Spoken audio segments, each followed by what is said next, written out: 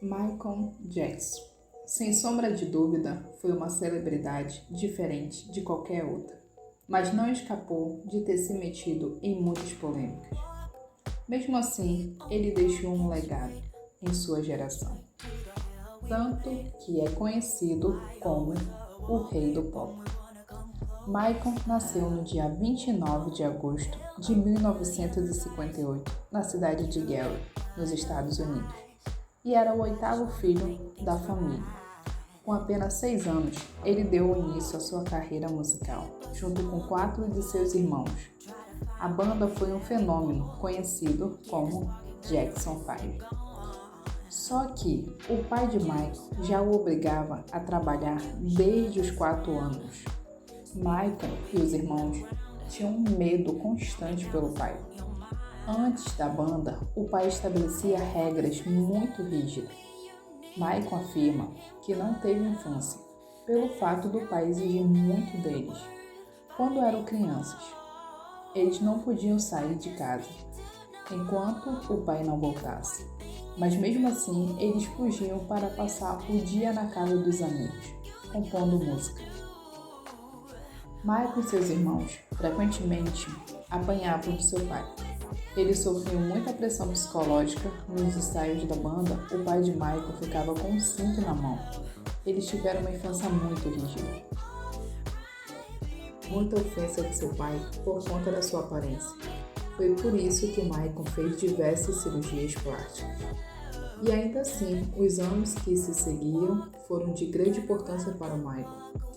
Não demorou muito para que ele se destacasse mais do que seus irmãos e iniciar sua carreira solo. Em 1972, quando Michael lançou seu primeiro álbum, ele já tinha sido consolidado na música. Só que não havia dúvidas que a obra-prima dele veio apenas 10 anos depois, em 1982, com o álbum Thriller. Até hoje é considerado como sendo o maior e o melhor da história. 5 anos depois, o cantor lançou mais um álbum chamado Bad. Também foi o mais vendido da história. Nesse álbum, já foi notória a mudança da aparência na pele de Michael. Havia boatos que ele tinha até guardado um pedaço de seu nariz em casa. E há quem diga que ele tentou comprar tantas roupas quanto os ossos de John Merrick, mais conhecido como o Homem-Elefante. As histórias chegaram em um nível tão absurdo que passaram a dizer que Michael dormia em uma câmera especial para que envelhecesse mais devagar. Mas nada gerou tanta polêmica do que a sua pele mais clara. Passaram a dizer que o cantor odiava ser negro e por isso fez diversas cirurgias. Só que a verdade era outra e o público só veio descobrir anos depois. Michael tinha vitiligo, uma doença autoimune que o fazia perder a coloração da pele. No início, ele escondia as manchas mais claras, com maquiagem.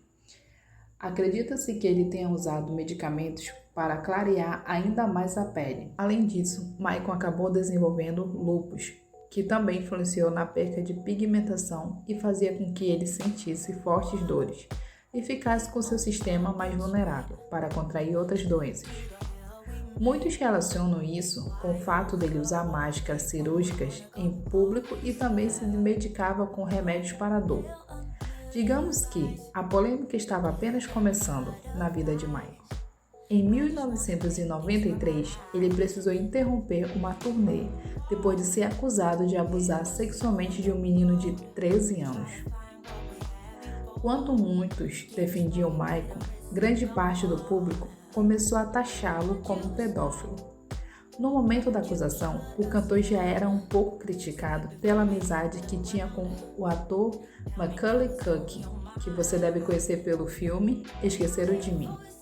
Na época, Michael já estava com seus 30 anos e Macaulay tinha 10. Enquanto estava em público, os dois sempre diziam ser melhores amigos. E o ator até apareceu em um clipe do Rei do Pop. Depois de muitos meses de negociações, Michael e seu advogado acabaram fechando um acordo de confidencialidade com o pai do garoto. Ele teria desembolsado alguns milhões de dólares e a investigação foi encerrada em setembro de 1974. Vale lembrar que, Michael sempre afirmou ser inocente da acusação e que nunca concordou completamente com o pagamento do acordo. Mas o estrago já estava feito. Por mais que a carreira do cantor continuasse atingindo níveis colossais, a imagem pública de Michael nunca foi a mesma. O caso só voltou à tona em 2009, o ano que o cantor morreu. Isso porque o pai do menino cometeu suicídio 5 meses depois da morte de Michael. E o próprio Jordan Chandler tinha confessado que foi influenciado pelo pai a mentir na acusação. Jordan diz que não só se arrependia das mentiras, como também nunca quis destruir a vida do cantor, e que ele tinha feito uma promessa para si mesmo, de contar a verdade quando Michael morresse. Entre 2003 e 2005, outro escândalo surgiu quando o rei do pop foi acusado novamente de abuso sexual, dessa vez por outro garoto de 13 anos, chamado Gabe Arvizo, que havia sobrevivido na luta contra o câncer e que chegou a aparecer segurando a mão de Michael no documentário Live with Michael Jackson. No julgamento, até mesmo o ator Macaulay Culkin apareceu na defesa do cantor, dizendo que já tinha estado em contato com o rei do pop inúmeras vezes quando tinha entre 9 e 14 anos e que nunca havia sido molestado e muito menos visto o cantor agir de forma indevida. Em 2005, o cantor foi considerado inocente das acusações. No meio de todas essas polêmicas, a polícia chegou a investigar a casa de Michael e somente em 2016 foi divulgado um relatório que apontava uma estranha coleção do cantor, mas não se enquadrava em nada com algum motivo de crime. Mesmo adulto, a infância do rei do pop ainda o assombrava. Michael chegou a dizer que o seu passado fazia com que ele chorasse às vezes. O desejo de recuperar uma infância era perceptível na vida do cantor, que até nomeou seu rancho como Netherland, ou Terra do Nunca, uma referência ao lugar fictício de Peter Pan. Lá ele tinha o seu próprio zoológico e um parque de diversão. Lá ele recebia a visita de crianças doentes, algumas até mesmo com doenças terminais. Eram que elas poderiam aproveitar a infância como ele não tinha conseguido. Para a tristeza da música, Jackson faleceu em junho de 2009, quando ele foi vítima de uma parada cardíaca. Depois de algumas investigações, descobriu-se que a morte foi causada por uma overdose de anestésicos, administrado pelo seu médico pessoal, Dr. Conrado Murray. Acabou sendo condenado por homicídio culposo quando não há intenção de matar e passou 2 anos preso.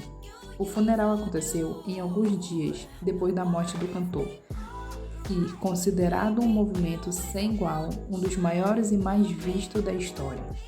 Uma história que o mundo da música jamais vai esquecer. Então, pessoal, essa foi a história do nosso rei do pop. Um grande abraço e até mais!